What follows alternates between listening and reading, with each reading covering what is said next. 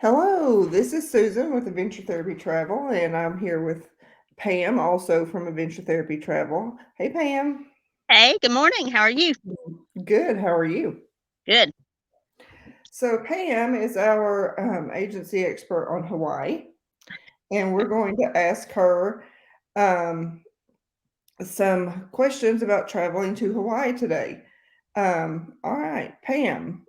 First off, uh, one of the things we hear from clients a lot is that it's a little overwhelming to know which islands to visit.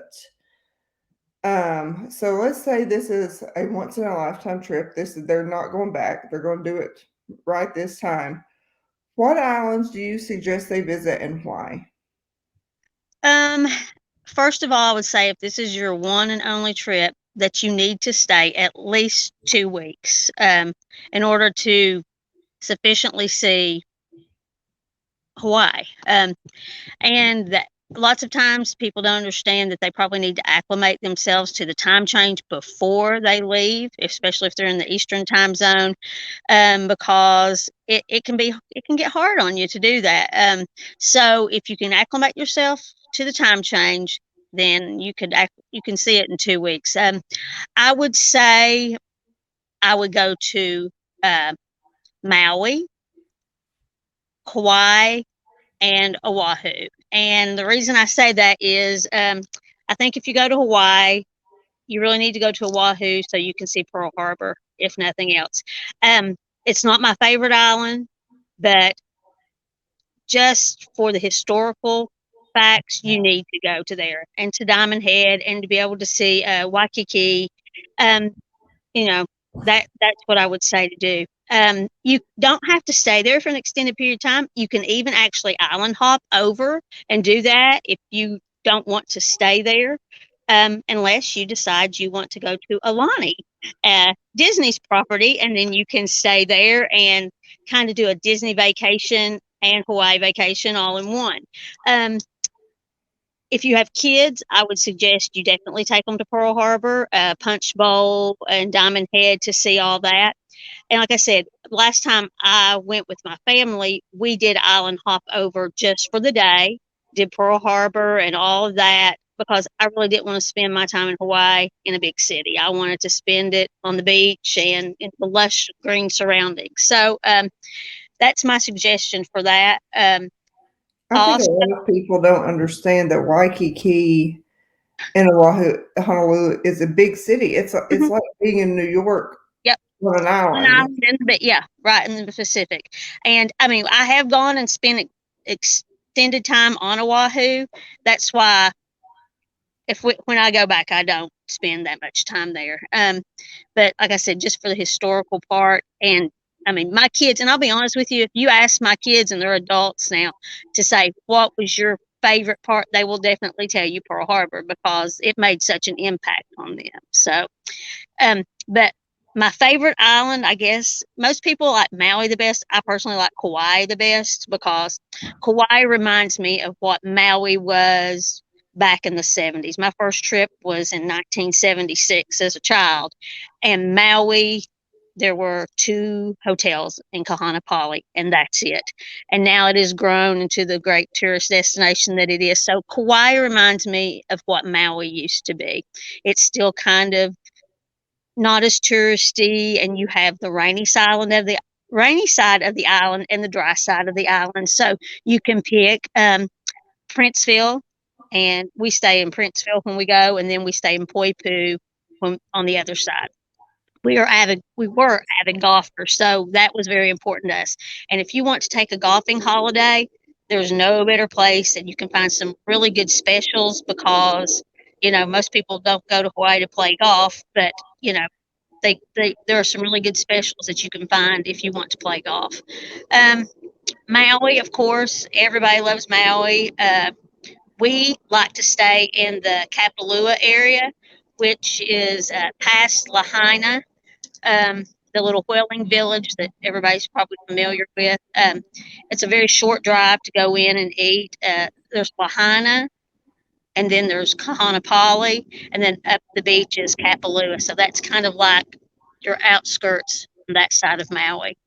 Um, Kahanapali has some wonderful hotels. They have the Hyatt, they have the Westin, they have the Marriott, um, and then Lahaina, like I said, is a little the whaling village. It's a little quaint town on the ocean. Has some really good shopping and some great restaurants, and scuba diving. You know, snorkeling, anything like that you want. But those are my three. I guess if I was going to do a once in a lifetime trip, those would be the three I would go to. Okay, so if someone doesn't have 2 weeks to spend, maybe divide your time between Maui and Kauai and take a day trip over to Yeah, the harbor. exactly. Yeah, you can And hop a plane, and actually there is, instead of going all the way back out to Kahului to the airport from Maui, there is a small airport there in between Kahanapali and Kapalua that you can take a small plane from. My kids laugh now; they think it was just us and a pilot on a wing. So, but we had a great time. But it kept you from having to drive all the way back in, and saved you some time from going all the way back into to the big airport. awesome. Okay, so let's say we have someone who is adventurous. They like to hike. They like to go out and see nature. They want to, see the animal life, the sea life. Mhm. Which island would you suggest for that? Um, Either Maui or Kauai. If you're a big Jurassic Park fan, Kauai would be great because, you can go and see where all that was filmed and hike those very same places that you saw in the movies. That's great. Maui has some awesome hiking. It also has Haleakala, which is a dormant volcano. We love to go up there, especially if you're there. Go early in your trip where you're still kind of your time's off. It's a wonderful time to go up there for sunrise and watch the sunrise come up over the volcano.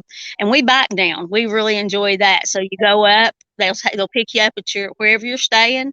They'll take you to the top of the volcano, which is great to have somebody else drive those switchback curves, and take you to the top, and you can watch the sunrise. And then they get your bikes out and you ride your bike down uh, the volcano, and you stop at the bottom for breakfast at a wonderful lavender farm, which is awesome. That's that's something. Or if you want to go snorkeling or scuba diving, both Kauai and Maui have that available in abundance. One of our favorite times is we snorkeled with some huge sea turtles right off the Ritz Carlton at Kapalua, and that's probably one of my favorite memories. My husband was like grabbing me, like, "Look!" And there was like a 5 foot round turtle, like right at my hand, and so stuff like that is easily found there on either island. So both Hawaii or Maui would be my suggestion. And those kind of things are once in a lifetime bucket list items for most people. Yes. Um, okay, so everybody goes to Hawaii and they want to go to a luau. What's your favorite luau? My My favorite luau doesn't exist anymore because, yeah, Oh, well, it was Don Ho, and he's passed away. So oh my well, yeah, parents there you go. in the 70s when we went, my parents took me to see Don Ho, and that was the most fabulous thing.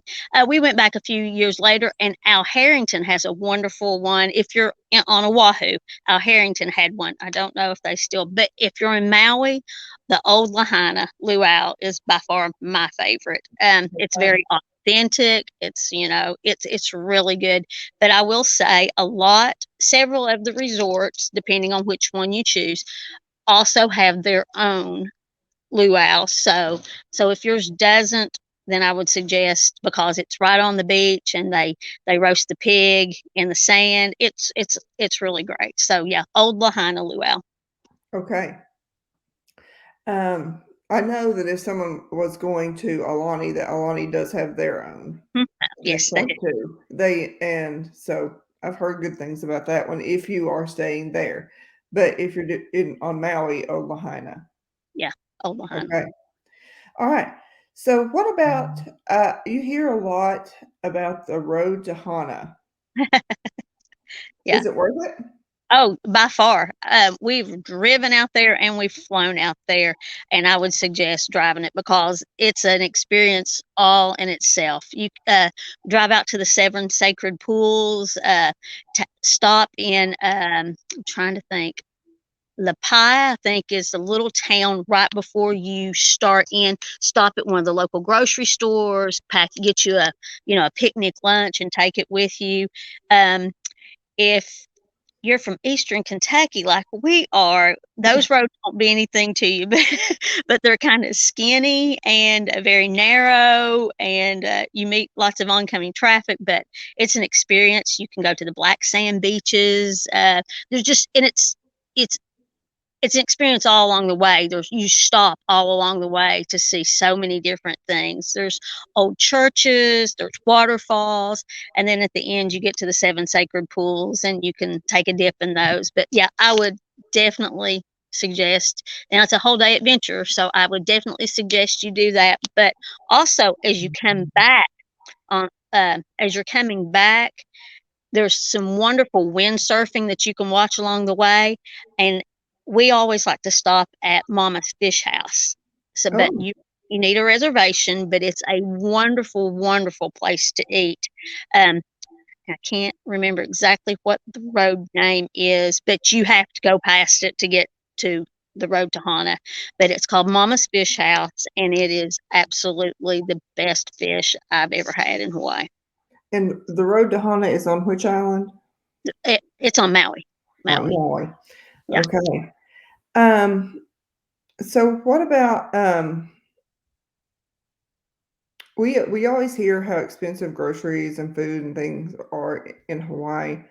What do you suggest to help offset that cost? Would you I guess that what I'm asking is, like, a lot of times people are like, "Are there grocery stores? Could we get things, like, Oh, to yeah. keep their Oh, yeah. room?" Now, once upon a time, that wasn't true, but now, yeah, it is. Yeah, there's grocery stores, there's, 7-Elevens, but the best things are the little dives on the side of the road.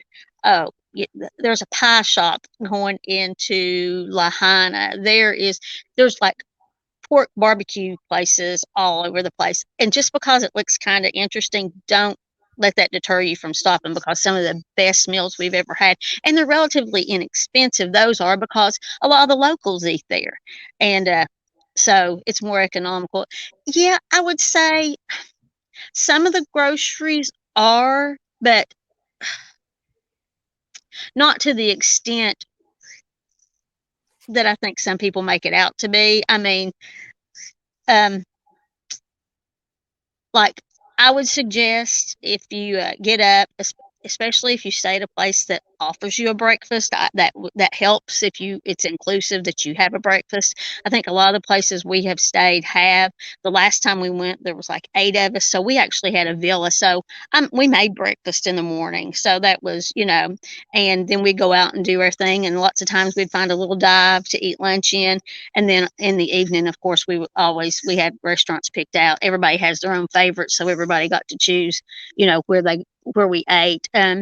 So yeah, I mean, if you plan it out well enough, and if you find somebody that can help you plan it out, like we can help you plan it out, then we'll cut back on those expenses, a lot.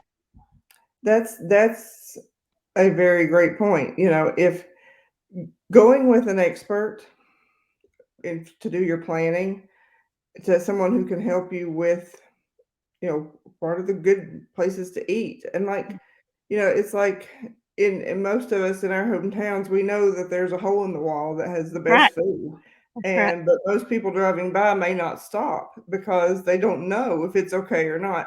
Right. But having someone who's been there and done that means everything. Yeah.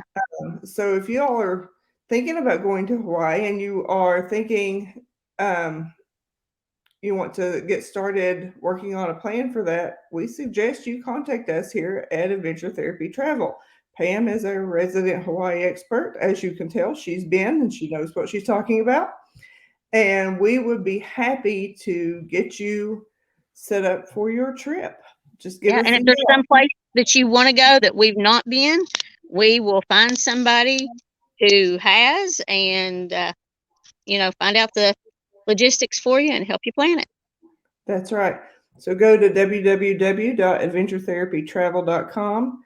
There is, if on the destinations tab, there is a page on Hawaii, and it has a quote request. We can start working on your trip today. It's not, you're not tied on to anything. It's just Yeah. a quote And you know request. what? Lots of people plan a year or two out, and I'll be honest with you, I enjoy the planning part just as much as I enjoy the going part. To me, that's part of the fun of it, is all the planning and the preparation to go.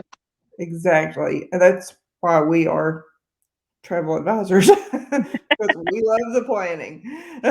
So, anyway, contact us about your next trip today, and we'll be happy to help you with it. Thanks, Pam. Thank you. Have a good day. You too. Bye bye.